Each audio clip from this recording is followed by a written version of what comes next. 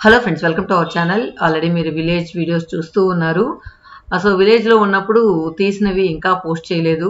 So బెంగళూరుకి వచ్చి కూడా ఒక 10 days అవుతుంది. ఇంకా ఇంట్రెస్ట్ ఉన్నప్పుడు, టైం ఉన్నప్పుడు అలా ఒక్కొక్కటిగా పోస్ట్ చేస్తూ వస్తూ ఉన్నాను అనమాట. సో బెంగళూరుకి వచ్చే ముందు కొన్ని అమ్మ ప్రిపరేషన్స్ చేస్తూ ఉంటుంది, అవి కూడా మీతో షేర్ చేశాను. సో ఆయిల్ అయితే అమ్మ ఎప్పుడు కూడా షాప్లో కొననివ్వదు. ఇప్పుడు కూడా వేరుశనగ పప్పు కొని అక్కడ మా పక్క ఊరు టౌన్లో నూనె ఆడించి నాకు పంపుతుంది అనమాట. సో ఇప్పుడు ఏంటంటే చిన్న క్యాన్లకి, నేను పెద్ద క్యాను నేను పోసుకునేది కష్టం అని చెప్తూ ఉన్నాను, అందువల్ల చిన్న క్యాన్లోకి ట్రాన్స్ఫర్ చేస్తూ ఉన్నారనమాట. సో ఎప్పుడు కూడా ఈ గ్రౌండ్ నట్ ఆయిలే నాకు పంపిస్తూ ఉంటుంది. తర్వాత అమ్మ పండించిన షుగర్లెస్ రైస్ అన్నమాట. సో అమ్మ ఏంటంటే 1 acre మా కోసం ఆర్గానిక్ రైస్ పండించింది. సో ఇవేంటంటే మా పక్కూర్లో వెళ్ళి మిషన్లో ఇప్పించి రైస్ అంటే దానిలో కొంచెం నూకులు ఉన్న అవన్నీ తీసేసి నార్మల్గా బాగున్న రైస్ మాత్రం బ్యాగ్లో నింపుకొని తీసుకొస్తారనమాట. సో అలా మనకి ఎప్పుడు కావాలో అప్పుడు ఫ్రెష్గా ఇలా ఒడ్లో ఆడించి బియ్యం రెడీ చేస్తుంది అనమాట. సో బియ్యాన్ని మిషన్ నుంచి వచ్చిన తర్వాత మనం అట్లీస్ట్ ఒక 1 day పాటు ఇలా ఆరబోస్తుంది. సో ఆరబోసిన తర్వాత మనం ఇక బ్యాగుల్లోకి సర్దేసుకోవడం అన్నమాట. సో ఇలా ఈ సంవత్సరం అయితే ప్యూర్గా మనం మన చేతిలో పండించుకున్న ఆర్గానిక్ బియ్యాన్ని ఈసారి మనం తినబోతున్నాం. సో రండి, లాఫింగ్ స్టార్ ఏదో మాట్లాడుతుంది.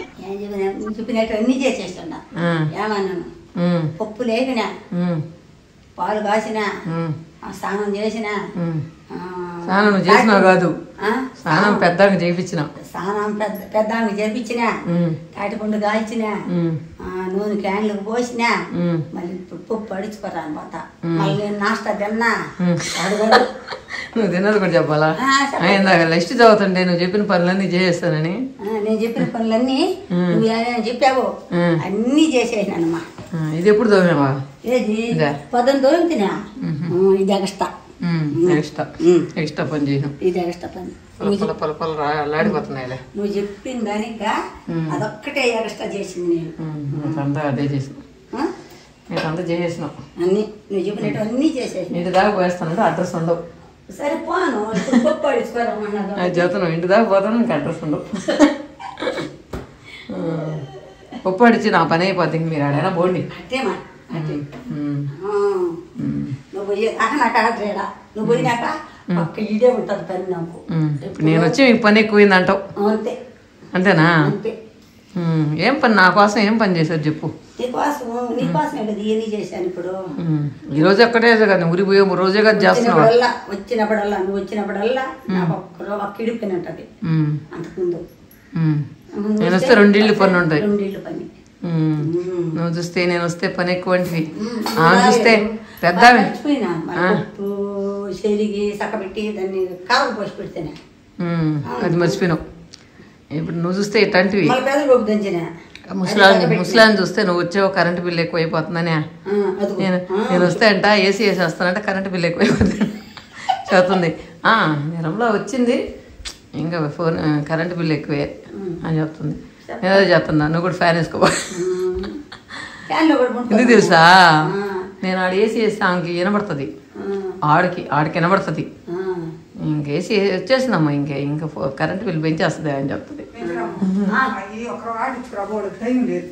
ఇంట్లో పెద్ద ఉంది కదా, అంటూ ఉంటుంది అనమాట, కరెంటు బిల్లు ఎక్కువ చేస్తానని చెప్పి. సో పెద్ద వాళ్ళ మనస్తత్వం అలానే ఉంటుంది. ఈవెన్ మా నాన్నమ్మ ఉండేటప్పుడు కూడా ఫ్యాన్ ఎక్కువసేపు వేస్తే, ఇంతసేపు ఫ్యాన్ బయట చల్లగానే ఉంది కదా, ఫ్యాన్ ఆపచ్చు కదా అని చెప్తూ ఉండేది. అలా ఇప్పుడు మా ఇంట్లో ఉండే అవ్వ కూడా ఇదేలాగా అంటూ ఉంటుంది అనమాట నేను ఊరు వెళ్తే. తర్వాత ఇక్కడ మన ఇంట్లో గోరింటాకు ఫ్రెష్గా ఉంది. తర్వాత అత్తి చెట్లు కూడా ఫుల్గా కాయలు కాస్తున్నాయి. కోతులకు బాగా మిగిలిన మనం తినాలన్నమాట. ఇక్కడ ఇంకా గోరింటాకు కోసి మిక్సీలో వేసి ఇంక మా చెల్లి వాళ్ళ ఇంటికి వెళ్తూ ఉన్నాను, అక్కడ పెట్టుకుందామని. సో మా చెల్లి పాపం నా కోసం నెల్లూరు నుంచి వచ్చింది. వచ్చి ఒక 2 days ఉందన్నమాట. సో తను వచ్చి వెళ్ళిన తర్వాత నేను బెంగళూరుకి వచ్చేసాను last 1 week 2 weeks back. So ఇప్పుడు వెళ్ళి ఈ శ్రావణ మాసంలో గోరింటాకు పెట్టుకుంటే మంచిదంట. సో అవన్నీ మనకేం లేవనుకోండి, కాకపోతే ఎందుకో నాకు గోరింటాకు పెట్టుకోవాలనిపించింది.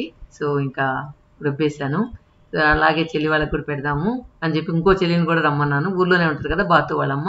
సో వాళ్ళని కూడా రమ్మన్నా. అందరం ఒకే చోట, ఇది సెంటర్ పాయింట్ అనమాట, ఈ చెల్లి వాళ్ళ సెంటర్ పాయింట్, ఇక్కడ రమ్మని చెప్పాను. సో వచ్చాక అందరం పెట్టుకుంటాం. తర్వాత మా చెల్లి వాళ్ళ అత్త ఇవి చేసి పంపించింది అనమాట.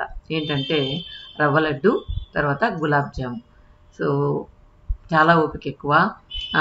పాపం ఎప్పుడు కూడా ఏదో ఒకటి పచ్చళ్ళు లేకపోతే స్వీట్ ఏదో ఒకటి చేసి పంపిస్తూ ఉంటుంది అనమాట. సో ఈ విషయంలో మా చెల్లి చాలా లక్కీ అని చెప్పొచ్చు. అమ్మ లేని లోటు మా చెల్లికి తీరుస్తుంది అనమాట.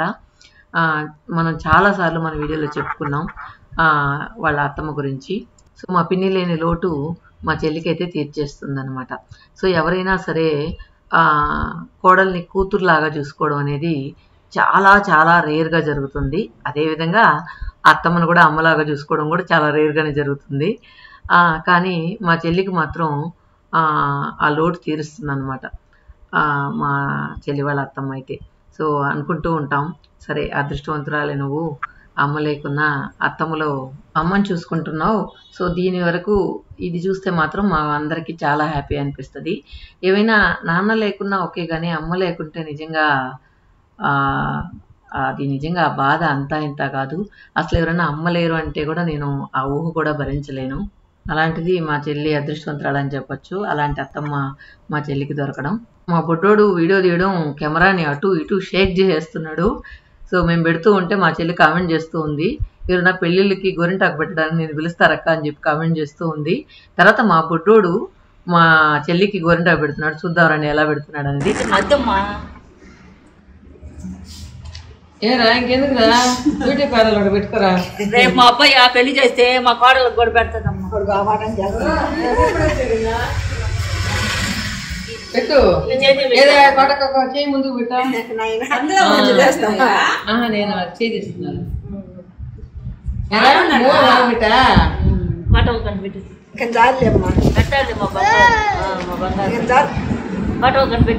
చేతికి రోడ్ పెట్టిందా?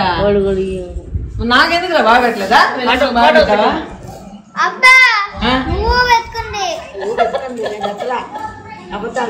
ఇంక బతికిపోతారా?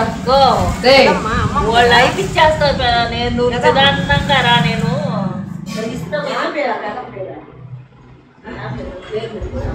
ఎట్రా నేను చూపిద్దురా.